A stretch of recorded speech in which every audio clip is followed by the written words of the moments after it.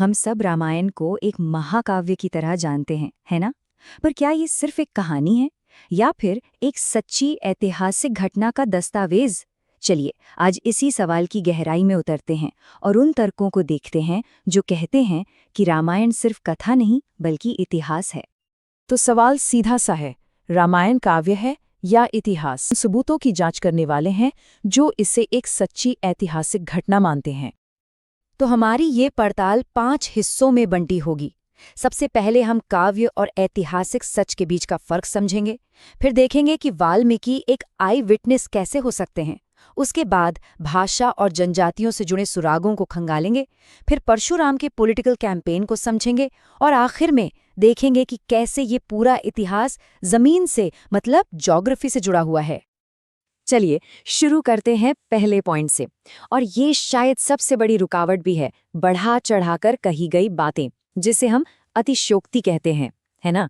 अक्सर पुरानी कहानियों में ऐसी चीजें होती हैं जिन पर यकीन करना मुश्किल हो जाता है। पर सवाल ये है कि क्या इसका मतलब ये है कि कहानी की जड़ ही झूठी है? जरा एक पल के लिए सोचिए, जब हम सुनते हैं कि महाराणा प्रताप का घोड़ा चेतक हवा से बातें करता था, तो क्या हम ये मान लेते हैं कि महाराणा प्रताप कभी थे ही नहीं? नहीं, बिल्कुल नहीं। हम सब जानते हैं कि ये उनके शौर्य को बताने का एक पोएटिक तरीका है। तो तर्क ये दिया जाता है कि हमें रामायण को भी ठीक इसी नज़र से देखना चाहिए। हो सकता है कि इस काव्यात्मक वर्णन के नीचे एक असली ऐतिहासिक सच्चाई छिपी हो। अच्छा, अगर रामायण वाकई में इतिहास है, तो जाहिर है इसके लेखक को उन घटनाओं का चश्मदीद मतलब आई विटनेस होना चाहिए।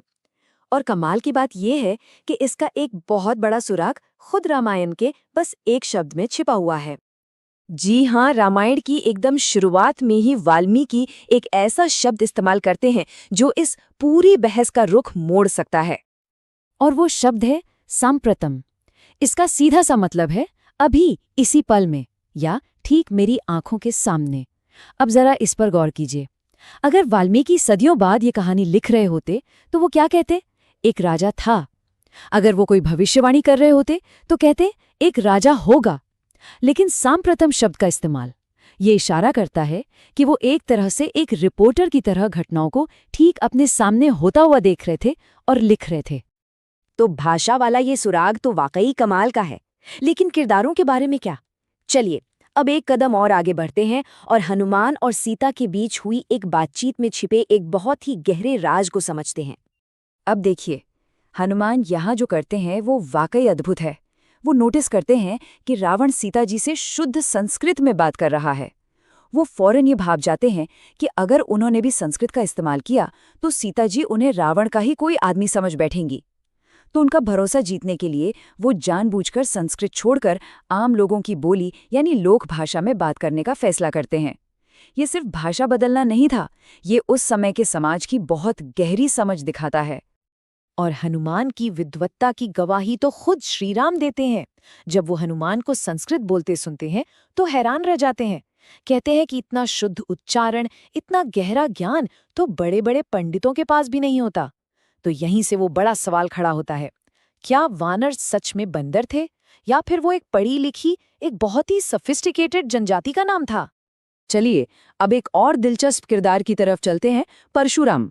अक्सर हम उन्हें सिर्फ उनके क्रोध के लिए जानते हैं, पर क्या उनके काम सिर्फ एक ऋषि का गुस्सा थे या इसके पीछे एक सोचा समझा पॉलिटिकल मिशन छिपा था? देखिए, इसे समझने के लिए हमें उस समय का पॉलिटिकल मैप देखना होगा। उस वक्त भारत में 2 मुख्य वंश थे, एक पश्चिम में चंद्रवंशी और दूसरे पूर्व में सूर्यवंशी यानी श्रीराम का वंश। रिसर्च ये कहता है कि परशुराम का गुस्सा सिर्फ और सिर्फ अत्याचारी चंद्रवंशी राजाओं पर था। उन्होंने कभी भी अयोध्या के न्यायप्रिय सूर्यवंशी राजाओं को हाथ तक नहीं लगाया। मतलब ये कोई अंधा गुस्सा नहीं था, ये एक बिल्कुल टारगेटेड मिशन था। और ये कोई 1-2 राजाओं के खिलाफ लड़ाई नहीं थी। नहीं, परशुराम ने एक एक करके पूरे 21 ऐसे गणराज्यों का सफाया किया जहां के शासक अत्याचारी हो गए थे और अपनी ही प्रजा पर जुल्म ढा रहे थे। तो ये एक तरह का पॉलिटिकल क्लीनअप था जिसका मकसद था भ्रष्ट सिस्टम को जड़ से उखाड़ फेंकना। तो इससे ये बात बिल्कुल साफ हो जाती है कि परशुराम की लड़ाई किसी जाति या किसी वंश के खिलाफ नहीं थी, बल्कि अन्याय के खिलाफ थी। उनका निशाना सिर्फ वो शासक थे जो अपने राजधर्म से भटक गए थे। तो हमने भाषा, समाज और राजनीति के सबूत देख लिए। अब आखिर में चलिए देखते हैं कि ये सारी बातें, ये सारी गवाहियां असल दुनिया से, मतलब जमीन, भूगोल और आर्कियोलॉजिकल फाइंडिंग से कैसे जुड़ती हैं। तो अब तक हमने क्या क्या देखा? वाल्मीकि के सांप्रत शब्द से मिला भाषाई सबूत, हनुमान की भाषा से मिला एंथ्रोपोलॉजिकल सबूत, परशुराम के अभियान से मिला राजनीतिक सबूत। ये सब मिलकर एक मजबूत केस तो बनाते हैं, लेकिन असली परीक्षा तो तब होती है जब कहानी जमीन की हकीकत से मेल खाए। और इसका सबसे बड़ा सबूत मिलता है किष्किंधा में। वाल्मीकि रामायण में किष्किंधा के लिए जिस तरह के पहाड़ों, जंगलों और नदियों का जिक्र किया गया है, वो हूबहू आज के कर्नाटक की ज्योग्राफी से मेल खाता है। अब सोचिए, जब हजारों साल पहले लिखी गई ये किताब का नक्शा आज की जमीन से मिलने लगे, तो इसे सिर्फ कल्पना कह के खारिज करना बहुत मुश्किल हो जाता है।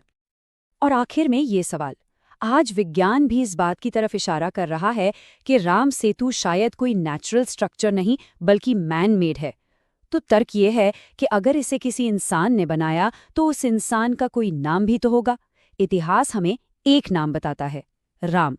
अगर वो नहीं तो फिर कौन? वीडियो पसंद आए तो साइकोजीनियस चैनल को सब्सक्राइब